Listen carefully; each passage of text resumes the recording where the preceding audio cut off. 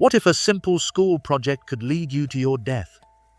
Imagine approaching a local leader for an interview, armed with nothing but your ambition and a notebook. You expect to gain knowledge, perhaps a few words of wisdom, but instead you find yourself entangled in a nightmare beyond comprehension. Eileen Sarmenter, a bright and promising student, never imagined that her quest for knowledge would lead her down a dark path.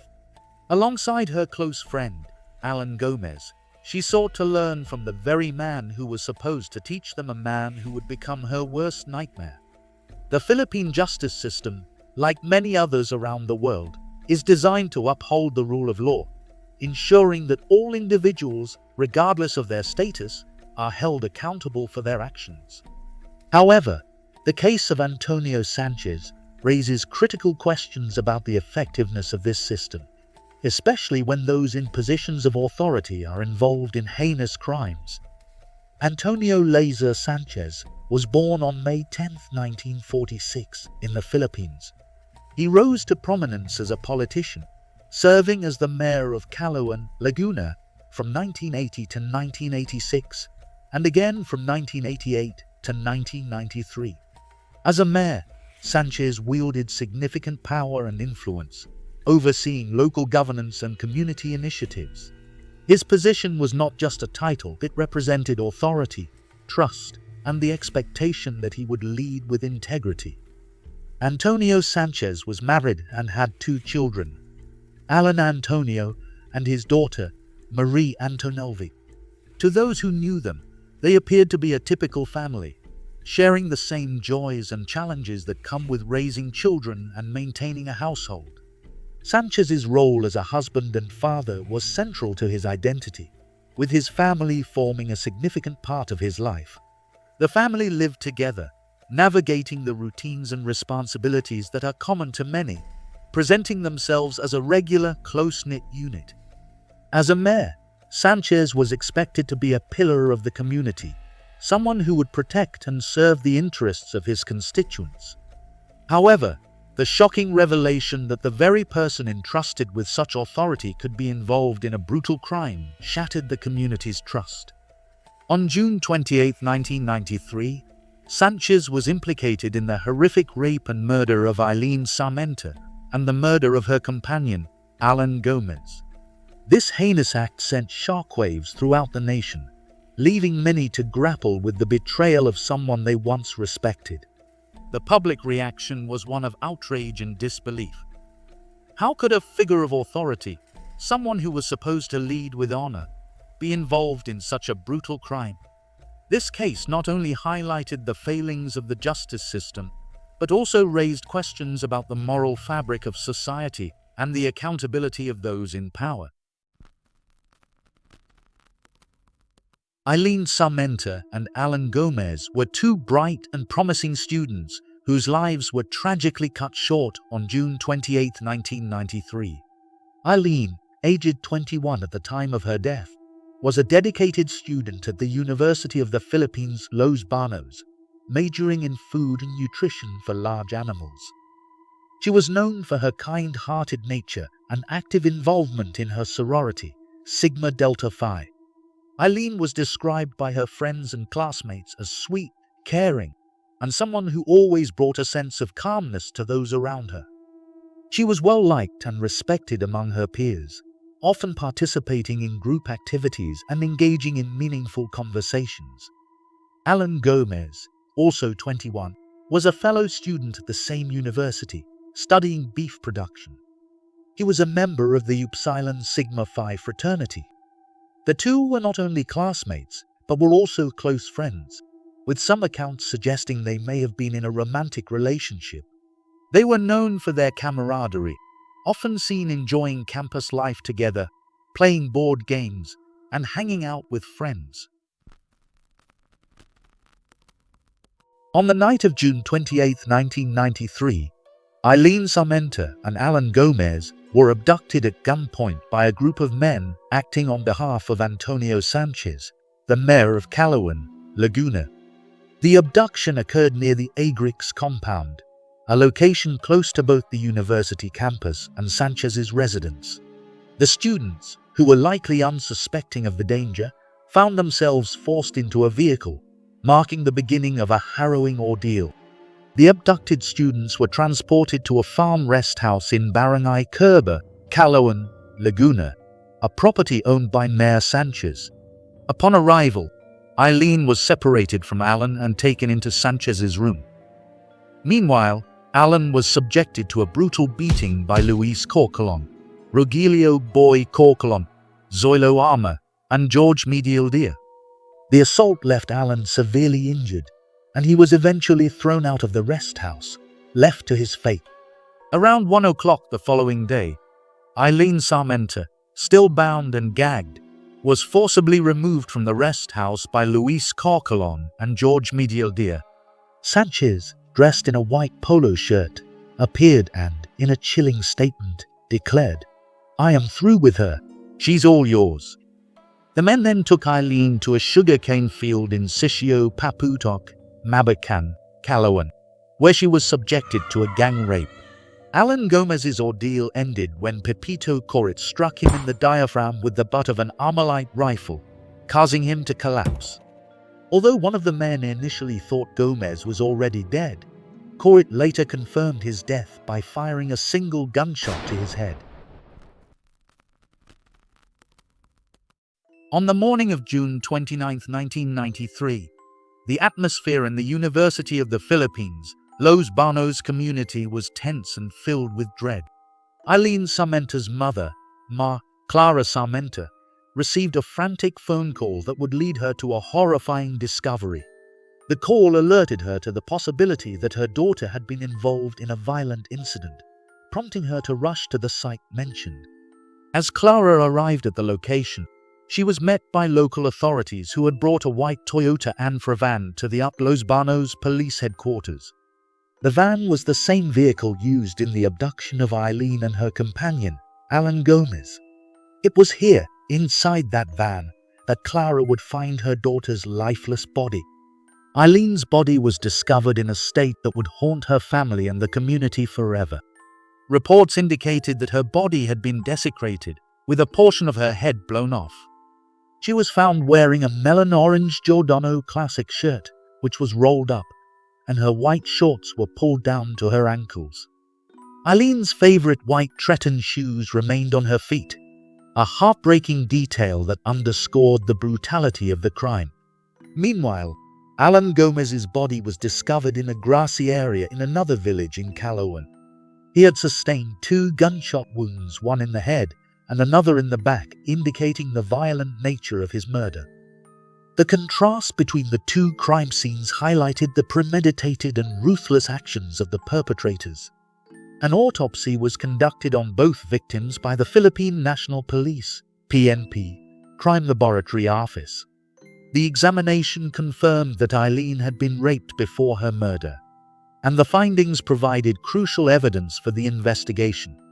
The state of both bodies shocked the investigators and the community, revealing the heinous nature of the crimes committed.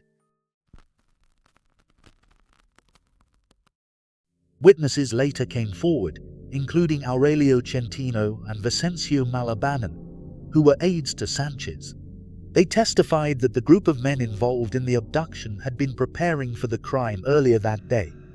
Aurelio Centino and Vicencio Malabanan came forward to confess their involvement in the abduction and murder of Eileen Sarmenta and Alan Gomez was primarily due to a combination of fear, the desire for self-preservation, and the eventual realization of the moral imperative to tell the truth. Centino specifically recounted that he initially tried to mislead investigators out of fear, stating that he had provided incorrect information about the location of the crime. However, once he was in a safer environment, he corrected his statements and detailed the true events, including the roles played by Sanchez and his accomplices. The investigation revealed that Eileen had previously interviewed Sanchez for a school project, which likely drew his attention to her. This connection would prove catastrophic, as it was later alleged that Sanchez and his accomplices had been stalking Eileen prior to the abduction. The heinous nature of the crimes committed against them shocked the nation, leading to widespread public outcry and demands for justice. Aurelio Centino was present at the scene during the abduction. He was with Sanchez's personal aides, Edwin Cosico and Raul Alorico, watching television at an adjacent rest house when Alorico informed him that Sanchez had been eagerly waiting for Eileen and Alan's arrival and was worried they would not show up. This detail underscores the premeditated nature of the abduction, as Sanchez had been anticipating the students' arrival. The investigation faced significant challenges, particularly due to the involvement of powerful individuals linked to Sanchez. However, the determination of the local police and the testimonies of those who witnessed the events played a crucial role in piecing together the timeline of that tragic night.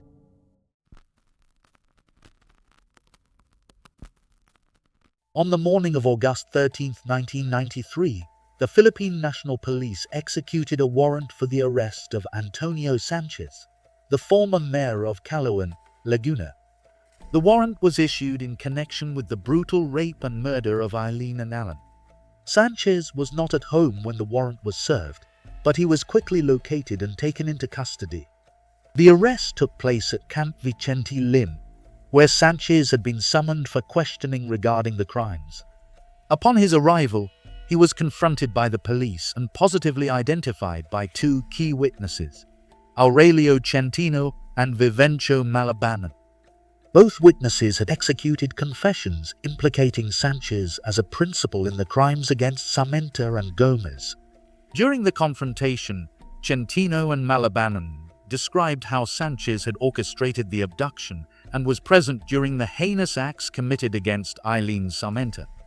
They recounted the chilling moments when Sanchez, a figure of authority, transformed into a perpetrator of violence. After being positively identified, Sanchez was placed on arrest status and taken to the Department of Justice in Manila for further processing. His family was not present during the arrest, and Sanchez maintained his innocence throughout the proceedings. He attempted to deflect blame, even accusing another individual, Kit Alqueza, of masterminding the murder of Gomez. However, the evidence against him was mounting, and the testimonies of the witnesses were compelling. Following the inquest, Sanchez was formally charged with multiple counts of rape and murder. The prosecution filed 7 information against him and his accomplices, including several police officers and local henchmen. The case was transferred to Pasig, Metro Manila, due to concerns that a fair trial could not be conducted in Calauan, where Sanchez had significant influence. The revelation that a respected political figure could be involved in such heinous crimes against innocent students ignited public outrage and demands for justice. The testimonies of Centino and Malabanan were pivotal in ensuring that Sanchez would face trial for his actions. The trial of Antonio Sanchez, following the brutal murders of Eileen Samantha and Alan Gomez, was a highly publicized and contentious legal proceeding that unfolded over several months. The trial began in 1994 and lasted for 16 months, concluding in March 1995. It attracted significant media attention and public scrutiny, as Sanchez was a prominent political figure accused of heinous crimes. The trial featured numerous testimonies from witnesses, including those who had seen the abduction and others who provided insights into the events leading up to the murders. The prosecution painted a vivid picture of the brutality of the crimes, while the defense attempted to challenge the credibility of the witnesses and argued that Sanchez was a victim of trial by publicity. Throughout the trial, public opinion was deeply divided. Many people were outraged by the nature of the crimes and the fact that a mayor could be involved in such brutality.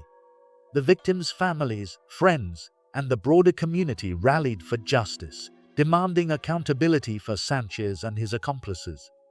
However, some of Sanchez's supporters believed in his innocence, arguing that he was being unfairly targeted due to his political status.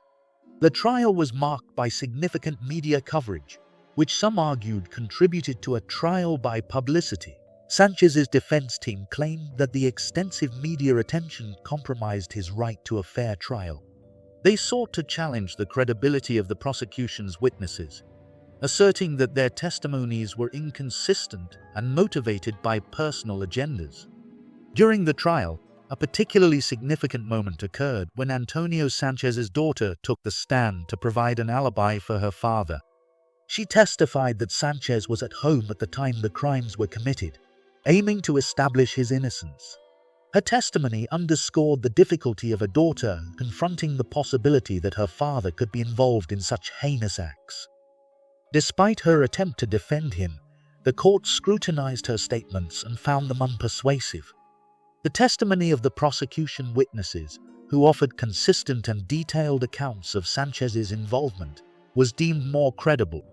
Consequently, the court rejected her testimony in light of the stronger evidence presented by the prosecution.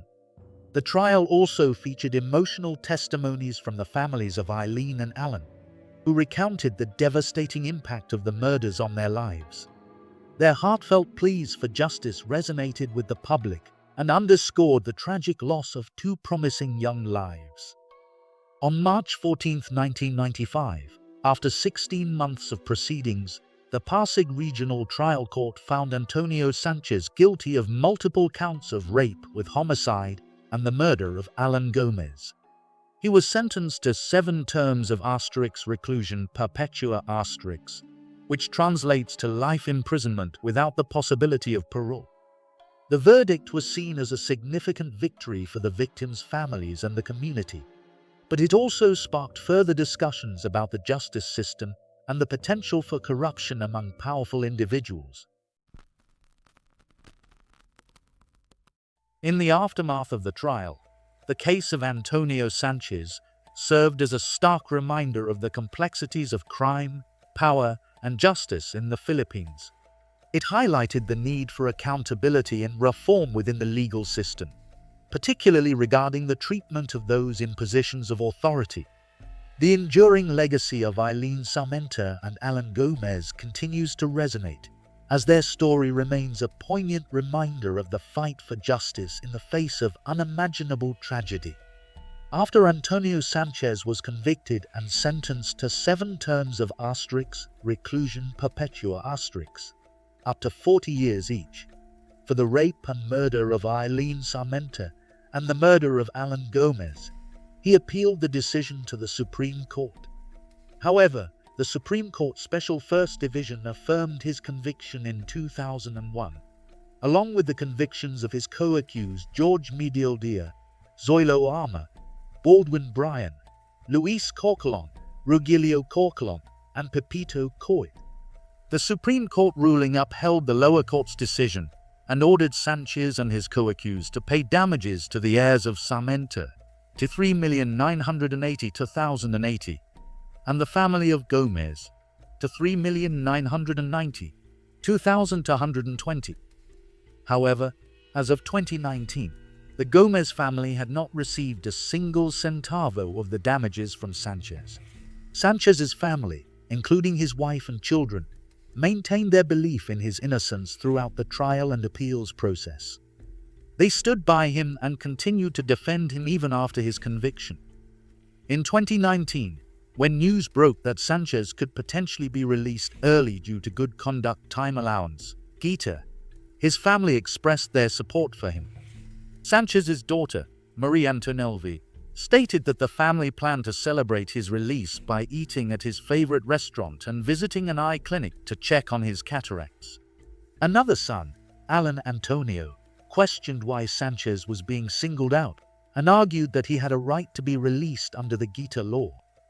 In contrast, the families of Eileen Sanchez and Alan Gomez were outraged by the prospect of Sanchez's early release. Sanchez's mother, Ma Clara, expressed the pain and struggle that resurfaced when she learned of the possibility. She stated that they were not informed about Sanchez's potential release and would appeal to the Board of Pardons and Parole. Ma Clara emphasized that the family was not after the money, but they wanted Sanchez to show remorse and comply with the court order to pay damages, which he had failed to do even after his conviction. Gomez's brother, Oliver, also expressed the family's ongoing pain and lack of closure. stating that they had not received any of the court-ordered damages from Sanchez. As of 2024, Antonio Sanchez, the former mayor of Calauan, Laguna, has passed away. He died on March 27, 2021, at the age of 72, while still incarcerated at the New Bilibid prison. The cause of his death remains unknown. Prior to his death, there was significant public outrage and controversy surrounding his potential early release due to good conduct time allowance (GITA) laws, which had sparked protests from the families of the victims, Eileen Sarmenta and Alan Gomez, as well as from various advocacy groups. Regarding the financial compensation ordered by the court, there have been reports that the families of Eileen Sarmenta and Alan Gomez had not received any of the damages mandated by the court, which amounted to millions of pesos. The families expressed their frustration over this lack of compensation, emphasizing that the pain of losing their loved ones was compounded by the failure to receive the court-ordered reparations. In the years leading up to Sanchez's death, the families of the victims remained vocal about their opposition to any potential release. Clara Sarmenta, Eileen's mother, was particularly active in advocating for justice, stating that they wanted Sanchez to show remorse and comply with the court's orders. The public's reaction to the prospect of Sanchez's release was overwhelmingly negative, with many Filipinos rallying to ensure that he served his full sentence for the heinous crimes he committed. The tragic case of Eileen Sarmenta and Alan Gomez casts a chilling shadow over the Philippine justice system, a haunting reminder of the horrors that can unfold when power is abused and accountability is lacking.